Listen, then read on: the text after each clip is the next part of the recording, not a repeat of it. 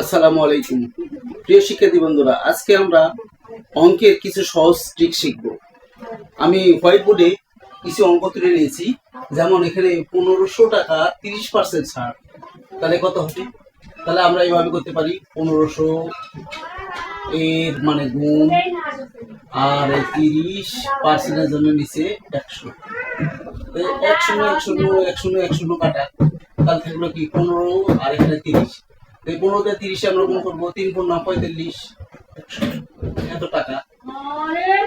2 নম্বরের ক্ষেত্রে এখানে 1000 টাকা 25% ছাড়, কত? তাহলে ঠিক একই রকম নিয়মে করব। 100 এর 25% জন্য নিচে 100, 1 শূন্য 1 শূন্য 1 শূন্য 1 শূন্য কাটা, তাহলে এখানে 10 হইলো আর এখানে 25, আর এর মানে তো গুণ আমরা জানি, তাহলে 10 আর 25 গুণ করলে কত? 250 টাকা। আর 3 নম্বর ট্রিক্সটা কত হবে কমেন্টে জানিয়ে।